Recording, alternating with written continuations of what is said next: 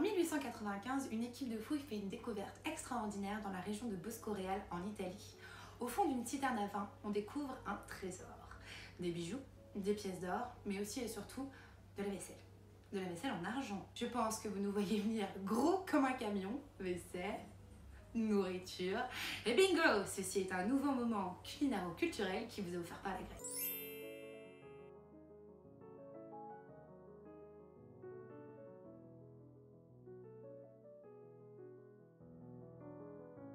D'abord, un peu de contexte. Comme d'habitude, notre histoire commence par la mort violente d'un individu innocent.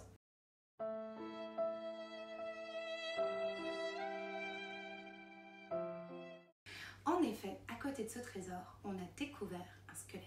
Mais alors, que s'est-il passé? Qu'est-ce que faisait tout ce petit monde au fond d'une citerne? Si je vous dis que Bosco-Reale se trouve sur les pentes du Vésuve, est-ce que ça vous donne une petite idée de ce qui a bien pu se passer? Et oui, notre homme est venu cacher le trésor de la maison dans la citerne et il a sans doute pensé que ce serait une bonne cachette pour être à l'abri de l'éruption du Vésuve.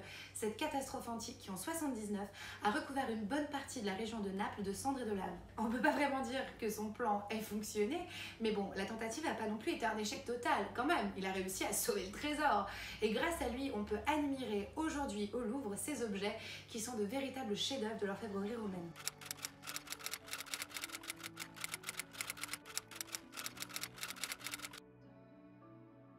La qualité d'exécution des décors est incroyable, avec une très grande finesse dans les détails. On a des œuvres qui sont très spectaculaires. Et ça, c'est dû notamment à une technique qui est celle du repoussé. L'artisan a poussé le métal de l'intérieur vers l'extérieur pour faire apparaître des décors en relief. Donc je vous laisse imaginer le temps, le savoir-faire ainsi que le prix pour avoir un service comme celui-ci. C'est pas exactement qui était le propriétaire, mais une chose est sûre, il n'est pas pauvre. Cette vaisselle a été datée entre -100 avant Jésus-Christ et 50 après Jésus-Christ. Et elle sera notre excuse du jour pour engrainer la cuisine romaine sous l'Empire. Alors, politiquement, pas sûr, mais culinairement parlant, l'Empire c'est quand même beaucoup plus fun que la République. On va pas rentrer dans les détails, mais sous la République romaine, la société est régie par des idéaux de simplicité, de droiture morale, d'austérité. Le bon citoyen romain devait donc avoir une alimentation simple et frugale. Donc peu de viande, beaucoup de céréales sous forme de bouillie ou de pain, beaucoup de légumes comme des oignons, des choux, des concombres et sans surprise, beaucoup d'huile d'olive et quelques aromates comme la menthe, le fenouil ou l'aneth. Heureusement, pour amener un peu de piquant à tout ça, il y avait le garum. Le garum, c'était une sauce très appréciée par les Romains à base d'entrailles de poisson fermenté, une sorte de lointaine parente de la sauce knock-nam.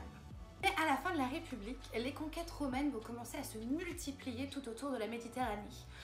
Rome va découvrir des produits exotiques, que dans la vie, il y a autre chose que les concombres et les choux, et l'élite va commencer à aspirer à plus de raffinement.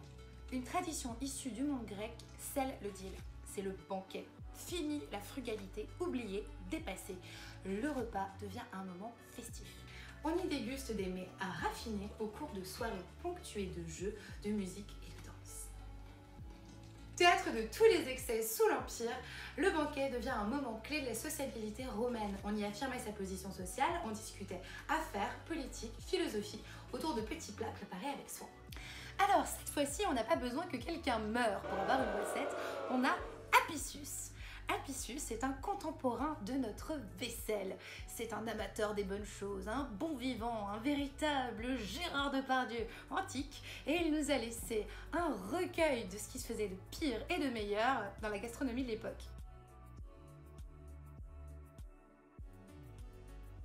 Alors, dans ce recueil, on a des choses qui ont l'air, ma foi, fort sympathiques, comme par exemple la dorade à la coriandre, les crevettes à la pistache ou les courgettes farcies.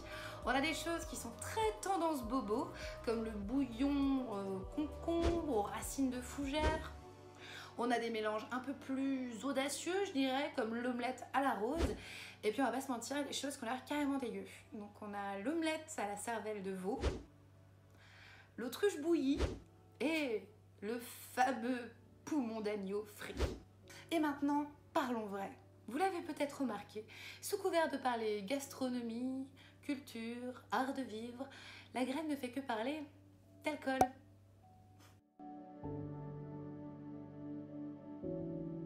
Cette vidéo ne fera pas exception dans la courte vie de la chaîne, parce qu'en fait cette vaisselle elle n'est pas tant destinée à la nourriture qu'au service du vin. Et oui, ici on a tout ce qu'il faut pour être un riche romain bourré comme un cartable. Donc on a des vases pour mélanger l'eau et le vin, on a des vases pour verser le vin, on a différentes coupes et de multiples gobelets. Il faut dire que les Romains sont des grands consommateurs de vin. Les classes sociales les plus basses doivent se contenter du vin du légionnaire, une sorte de vinaigre coupé, alors que les élites boivent des grands crus qui commencent à apparaître avec la pratique du banquet. Par exemple, le vin de Falerne, originaire de la région de Pompéi, est vanté par plusieurs auteurs antiques comme Horace ou Didore de Sicile. Grâce à eux, on a également connaissance de plusieurs méthodes de vinification et d'aromatisation du vin.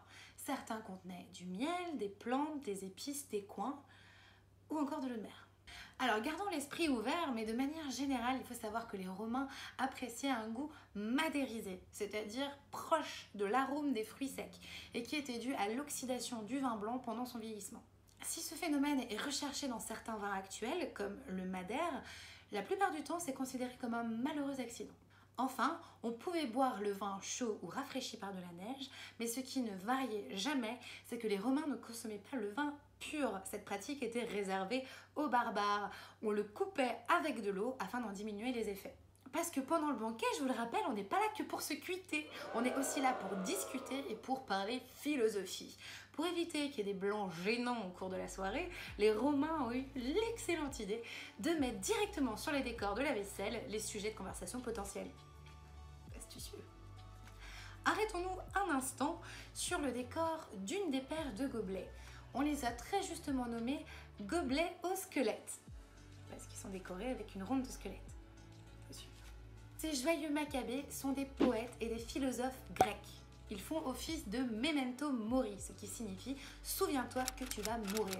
Au-dessus, on a également des maximes en grec qui rappellent aux buveurs que la vie est courte et qu'il faut profiter de chaque instant. Ces décors philosophiques servaient de matériel de base aux joutes oratoires durant lesquelles les invités du banquet rivalisaient d'érudition. Sur l'un des gobelets, on trouve notamment la citation « Jouis pendant que tu es en vie, car le lendemain est incertain ». Citation ô combien appropriée quand on sait comment les habitants de la maison finissent. J'ai atteint mon quota de remarques douteuses pour une seule et même vidéo, mais je pense que la graine va très bientôt me forcer à en faire d'autres. Donc si vous voulez rien rater de ce qui va se passer par la suite, abonnez-vous. Ciao les blettes!